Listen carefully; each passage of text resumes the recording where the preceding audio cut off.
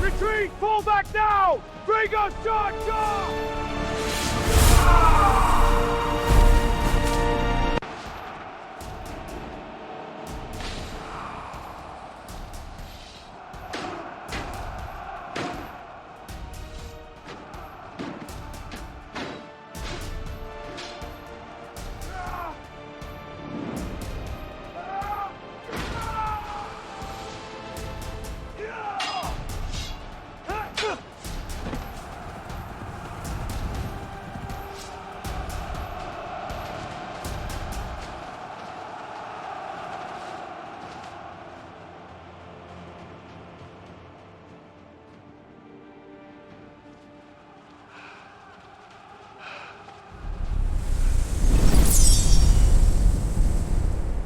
In the year 490 before Christ, when empires measured their glory not in words, but in blood and bronze, the earth itself seemed to tremble beneath the march of destiny.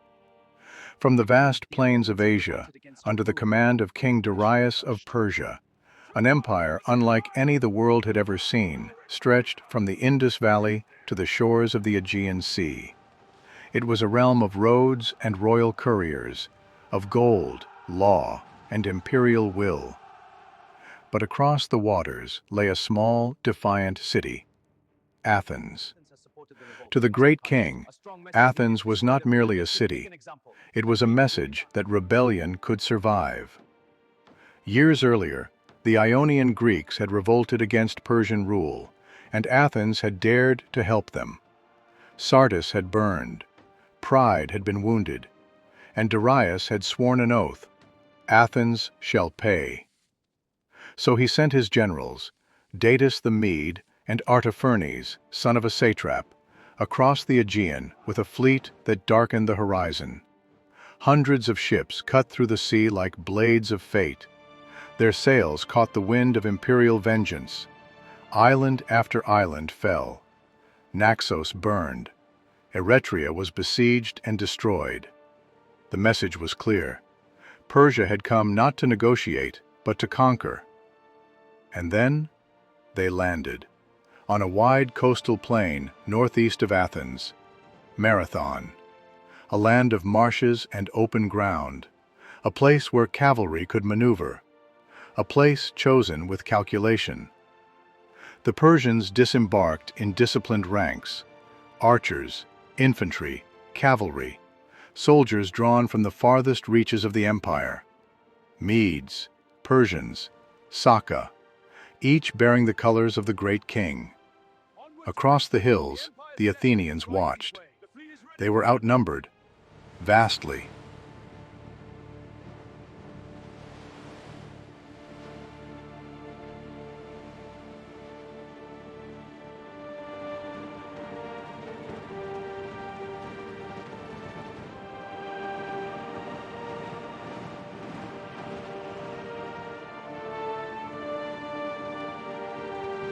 Yet they did not stand alone.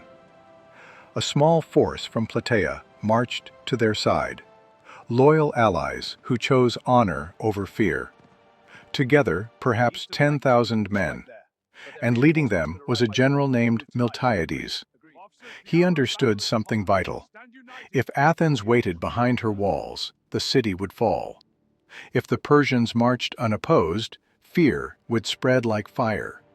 So he argued for boldness. For days, the two armies faced one another across the plain. Tension hung like a drawn bowstring. Persian cavalry shifted in the distance. Greek shields formed a silent wall. Then, at dawn, the order was given. The Athenians advanced, at first slowly, then faster. Then, astonishingly, they began to run. 8 stades, nearly a mile, running in armor, under a rain of arrows.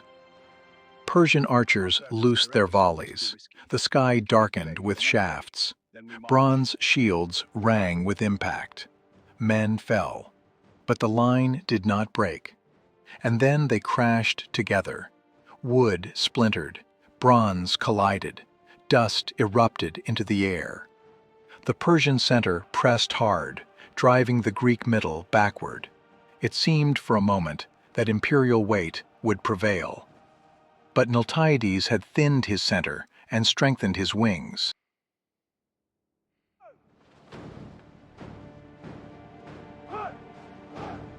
On the flanks, the Athenians and Plataeans pushed forward with ferocious discipline. Shields locked, spears thrust. Step by step, they forced the Persian wings to give ground. And then, the turning point. The strengthened Greek flanks wheeled inward. The Persian center, victorious seconds before, suddenly found itself surrounded. Confusion spread. Orders were drowned in the roar of battle. Men who had marched across continents now fought for survival on foreign soil. The sea lay behind them. Panic began to ripple. Some fought bravely to the last. Others broke and ran for the ships. The marshlands swallowed the fleeing. The shoreline became chaos. Bodies, shattered shields, desperate cries. The Athenians pressed the attack to the water itself. Persian ships were seized, ropes cut, hands hacked from hulls as men tried to climb aboard. By the end of the day, the plain of Marathon was red. Thousands of Persians lay fallen. The Athenians, astonishingly, had lost fewer than 200. It was not merely a tactical victory, it was psychological, civilizational, symbolic. For the first time, the seemingly invincible Persian war machine had been decisively defeated by a citizen army. But the story did not end there. When word came that the Persian fleet might sail directly to Athens, the exhausted Greek army did something extraordinary. They marched, immediately, back to the city. Roughly 26 miles. In armor. After battle.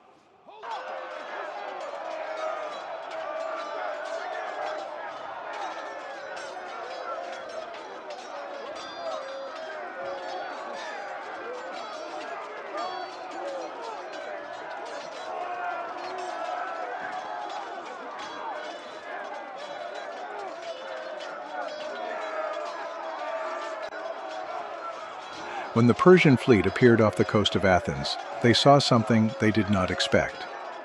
The same army that had defeated them, already waiting. The message was unmistakable. Athens would not fall that day.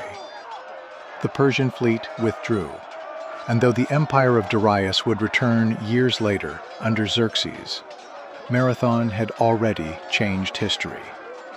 Because Marathon proved that empire could be resisted. It proved that disciplined citizens fighting for their homeland could stand against professional imperial armies. It gave confidence to Greece. And from that confidence would grow philosophy, drama, science, democracy. Ideas that would echo across millennia. On that plain between sea and mountain, something more than soldiers clashed. Two visions of power met, one rooted in imperial command, the other in civic will. And though history is never simple, though Persia was no mere villain and Greece no flawless hero, that day marked a turning point. The wind that swept across Marathon carried more than dust. It carried a message that courage, when united, can defy inevitability. That numbers alone do not determine destiny, and that sometimes history turns not on the size of an empire, but on the resolve of those who refuse to kneel. Marathon, a name that would echo through centuries, not just as a battle, but as a symbol of endurance, of defiance, of the moment when fear was confronted and overcome.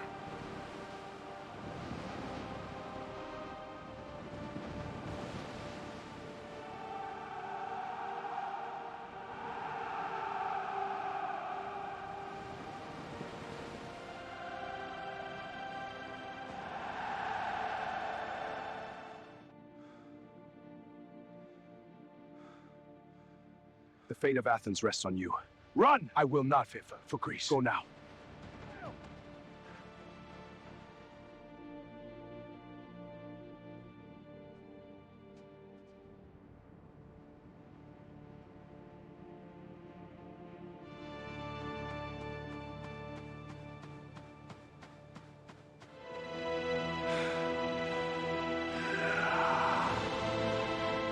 Honor the fallen. Their valor endures. Eternal flame, guide them. We remember. Victory is ours. Rest now, hero. The message is delivered.